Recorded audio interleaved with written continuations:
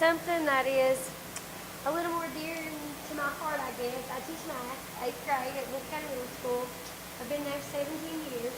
So my mom sews and, had worked at the sewing factory in Perry County before it shut down, so it's kind of near and dear to my heart that when I do geometry, I like to do real life kind of activities with them. So we first started, if you want to go ahead, we first started just doing some research.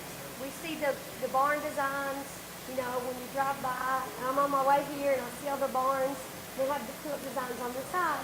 That was kind of my inspiration of what can I do in my daily classroom to kind of incorporate this. So we started just the kids basically in my classroom just doing some research, and we just thought, what can we do with this? So we just, I had samples that my mom had done, had from when I was a kid actually, homemade quilts that she'd made and I brought in and shared with the kids. And one of my kids actually did one of the designs. It's called the log cabin. So I don't have that one with me, but I have it on the picture. And so we partnered with our local UK Extension office, and we did a lot of work with her. She came up. She even bought more materials than my $1,000 that I could spend. We'd go down, we'd visit, and my kids now have 10 huge canvases hanging on our Extension office, in addition to the small ones that they made in my classroom. So we actually got to visit the museum.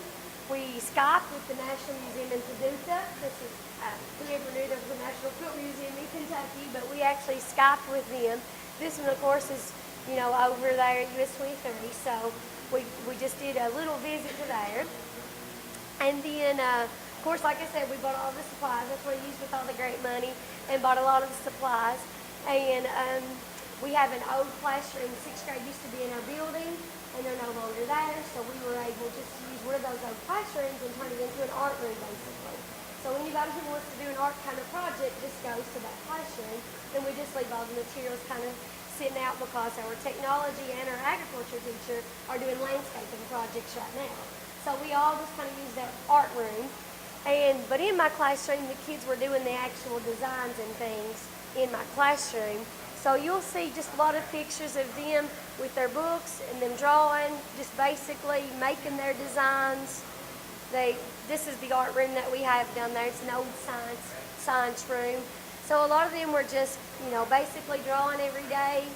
I started off with only my Algebra 1 students doing this project.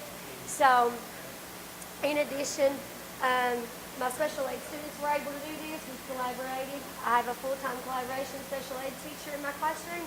So even those students as well got to participate. All 106 of my 8th graders participated in this project.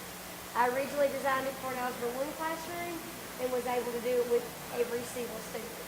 So, and they love seeing all their designs hanging on the wall. And if you flip to the next slide, the little boy's design that's right here on the side, this is his final picture brought to life.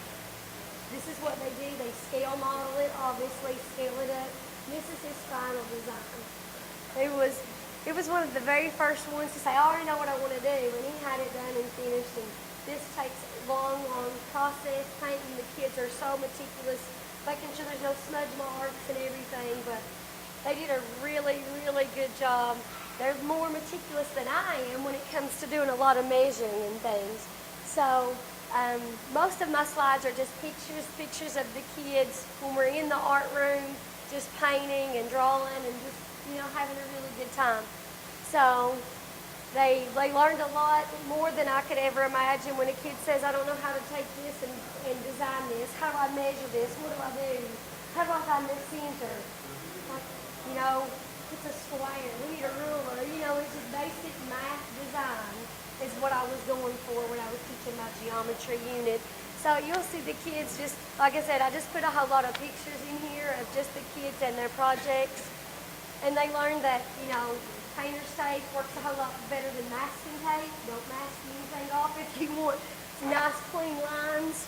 So they had a really good time with it. And in the end, our hallways are now covered. I did actually take a few of them down to bring with me just so I could show you guys. But this one here is one of my favorites.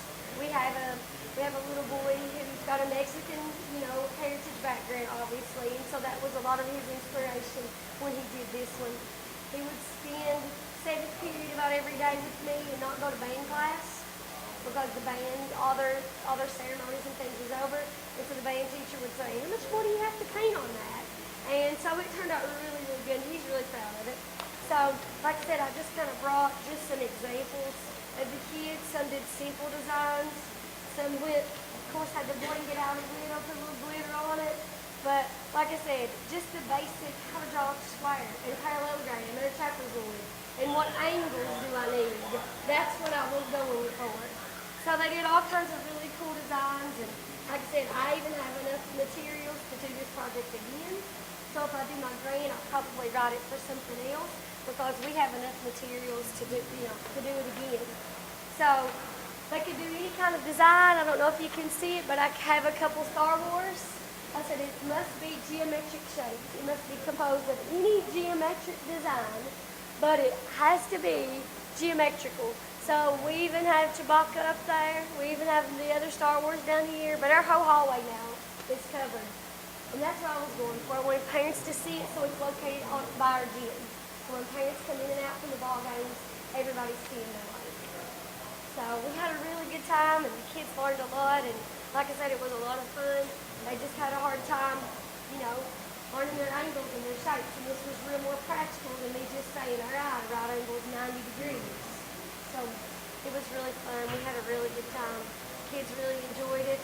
And we are 12 days out of school with 12 more days, and I have kids that are just so excited. When can I take it home? When can I take it home? I said, when graduation's over, you can take it home. Because I want it to stay there, until graduation. And the wall's filled now, too. So, but like I said, it was a whole lot of fun. We had a really good time. And very thankful to get the money to do a little inspirational kind of project in my classroom. So, thank you.